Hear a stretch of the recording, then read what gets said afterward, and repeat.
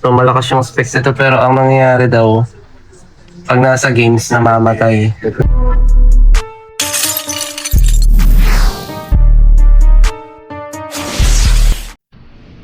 Ayun, hello guys. Nandito tayo sa Maricelo Villas. Meron tayong hawak na blower. At ito, mga anik-anik. So meron tayong i-check na computer, naghahang daw habang ginagamit. Then gusto ni customer ipalinis. Then lagyan ng thermal paste. Let's go. Google yan, no? Dapat po Google. So before pala ipakita natin to, ito. So yung specs okay naman. Ryzen 3, to 200G memory yan.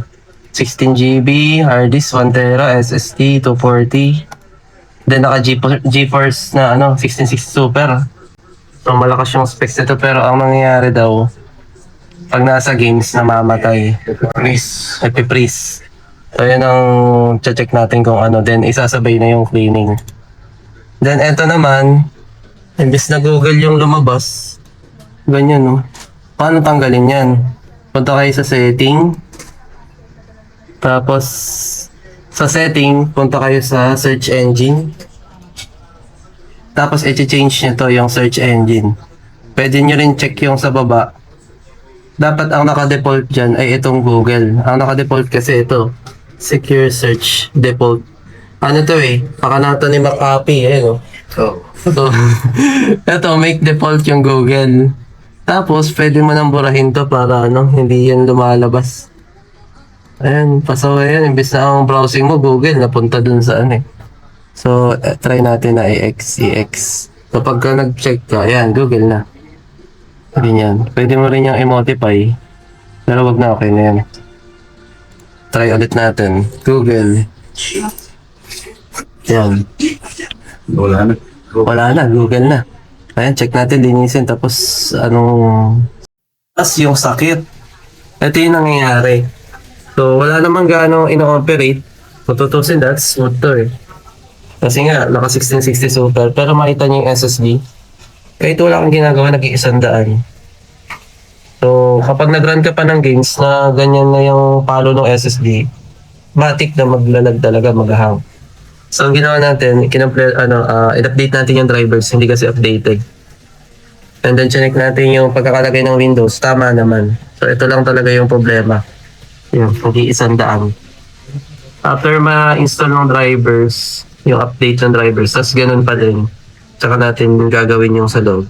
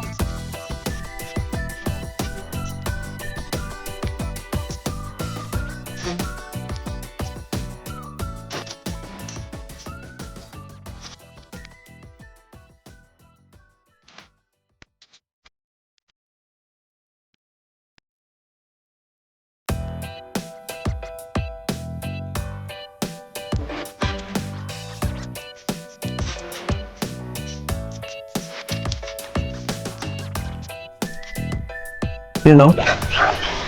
Yung ang ganda ng pagkaka-blower.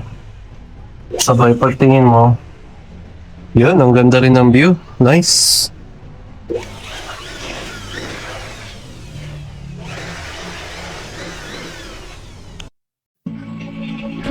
Ayan po, okay na. Gawa na? So, tanggalin lang natin yung sounds nito, baka makapiright. Yan.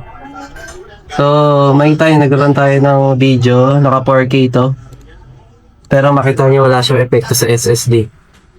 Anong ginawa ko? Eto. Tawag dito, magic tape. Meron tong bas-bas. So, iti-tape mo lang sa loob, okay na. Tapos, burahin mo lang yung mga marurumi. Yan, okay na. So, ang kailangan natin gawin na yun, mag-defeat ng gamit at merong pamerienda. Pa-lunch. Tapos uwian na. Let's go. Ayan, tapos na tayo kumain. Tapos ko na yung ubas. At si Sir, nakapaglaro na din. Ayan o, smooth. Wala na siyang naging problema. Wala nang naramdaman sa SSD. Pauwi na tayo. Wala pa rin nagchat-chat eh. Ganun talaga. Pagka freelancer, hindi laging may nagpapaayos. Pero ang totoo, marami nagchat-chat kaso hindi pa sila makapag-decide kung papaayos na ba nila o hindi pa. Meron naman iba nagtatanong, so hindi naman tayo madamot para hindi sabihin kung ano yung posibleng paraan para magawa nila yung computer nila nang sila lang. So, kung kaya na naman nilang i-DIY, ay sasabihin natin kung ano yung maitutulong natin sa kanila. Pwede na lang gawin. Kung magka-problema, yun lang. So, abang-abang lang. Uwian na, let's go.